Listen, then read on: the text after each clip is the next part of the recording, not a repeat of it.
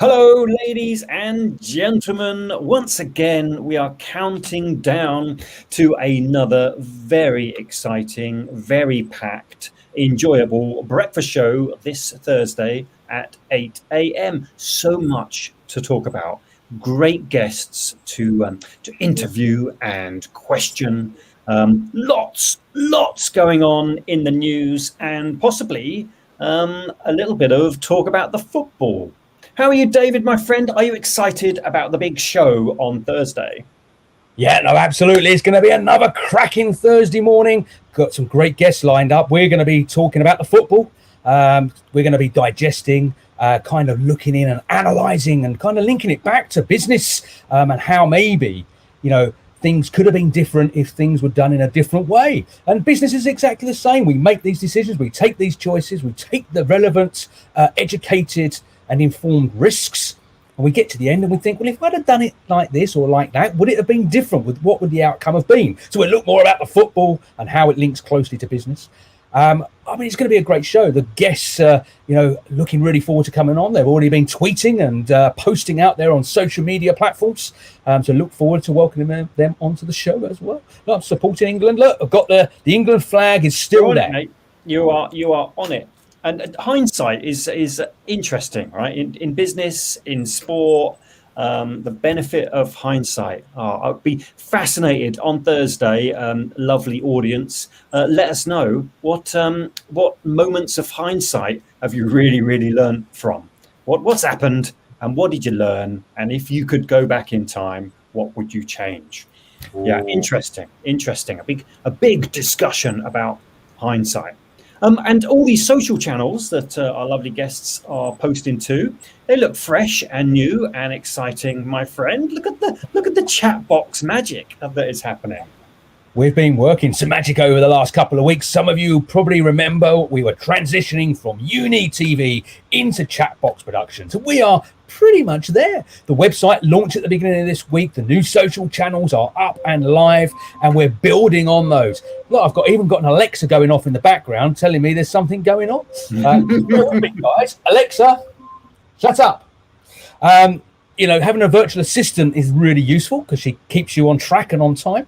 The new platform is here. It's super exciting. There's so much great stuff coming through the next 6 months. But if you are watching us on the Uni channels, which I know some of you will be because you've been following us through Uni, through the journey over the last 6 months, what we're asking you to do is start to like the Chatbox channel. So pick up on Twitter, Facebook, YouTube and LinkedIn. They're on the bottom of the screen for you now.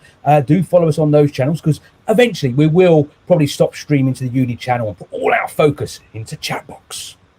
Yeah, it's here, mate. It's exciting. It's beautifully purple and orange, and it's kind of got a new feel, right? The breakfast show. I know we've been doing it for a little while, but it's got new energy, new fun. I know we're a quirky pair, but there's an edge. There's an edge to Chatbox that I think the audiences will thoroughly enjoy. And it's big news already, mate. This week, I heard you came out, right? Yeah, I did. Yeah, eventually. It took some time, Nick. Of course. But it was at least 11 days I had to go for. But yes, I'm out. I'm allowed out. It's official. Isolation is over. Sunday come and I was allowed out. So we went out, we had a day out, we did a bit of shopping, we caught up. It's quite nice. I've even been out today actually as well. So I've been out a couple of days this week. Brilliant. Super news. But of course, we're still running this show virtually and we'll continue to do so as well. We will be delivering this virtually for months and months to come. But later this year, we've got on the cards, we are going to do a hybrid version and we will be together, Nick, side by side, doing a live show, working together and streaming it. And also we're going to get out there and meet some of our listeners and viewers and actually go to their premises, their workshops, their retail outlets and do the interviews, of course, subject to social distancing, face to face. How exciting is that? And we'll be streaming going on the road, man. Yeah, road trip. This is the future, right? This is the future. All right, hybrid, streamed, multiple platforms, on the road, more fun than you can poke a stick at. for sure. And I sense, and I massive excitement around the football. I know we kind of built it up last week. Lots to talk about. But I am sensing there's a bit of a lull. The UK, certainly England, are low. The expectations were high, and it didn't work out the way we wanted it to. But you're going to pick us back up, mate, aren't you? If football wasn't coming home, surely the M&M world record is coming home to the home of conversation, Chatbox Productions. Are you ready? Are you ready to break that world record? Absolutely. One of the reasons I went out was to get some chocolate M&Ms. I don't know if you remember last week, I was going to do the M&M challenge, but I only had salted caramel ones, and they're a bit like eggs and rounded. They're never going to stack. So anyway, I went out on Sunday, as I said, and got the right chocolate M&Ms. I've been doing some practice. It's quite tough, though. Stacking sweets, you kind of always want to pinch one every now and then. So that's the first thing. But I've got them. I've been doing the practice. I'm going to do some filming, and I'll show some of that on the show on Thursday. And I think probably, Nick, it's going to be probably right for a live demo as well. I'm going to go for it. I'm going to try a live demo on the show on Thursday, the M&M stack world record. I could just see it, mate. Social platforms going wild now. As soon as the mention of a live stacking of M&Ms, right, are going to be on a show. I'm surprised we've not gone viral, or a load of people going, oh, that sounded really interesting, until they talk about stacking bloody M&Ms. Maybe we won't tune in. This record's got to be worth it, surely. Yeah, well, people are doing it. Lee Strachan. Hello, gents. Hi, Lee. Good. Thank you for joining us, watching us on the LinkedIn channel. Great to have you here with us. Do come back and watch us on Thursday for the full hour as well, where we've got some great guests. And we're also, if you want your business showcased, we're always looking for guests to join us on the show, so you can pop in the chat box below, send us an email, reach out to us in any way, shape or form and say, guys, I want to join you on the show. And we'll find a slot, hopefully, for you in the future. We are going to be doing some live shows in the future where we're going to open up and actually just pick people kind of who give us a wave and say, can I come on? And we'll bring you onto the show. So it's going to be very interactive, fast-paced and great fun as well.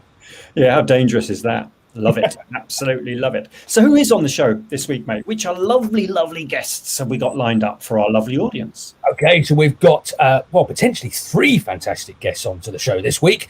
We're kicking off, here we go. We're kicking off the show on Thursday morning with Victoria and Naya. They're going to come on and join us from Proud Consulting.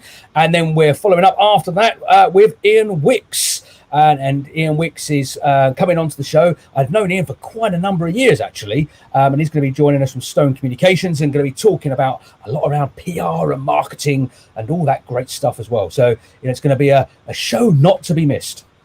We'll put them on the spot, mate. We'll ask them about hindsight.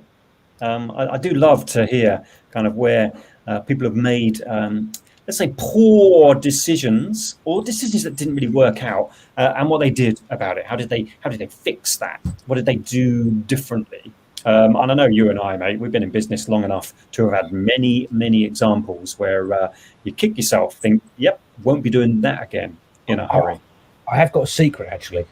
So on Sunday, this is a bad decision I made. On Sunday, I was reading some news, as you do when you're flicking through, and I think it could have been in the Sun newspaper, but it was online through the news app, and I was flicking through, and it was about a time traveller. I don't know if anyone else saw it. It was about a time traveller that predicted the final score for the football.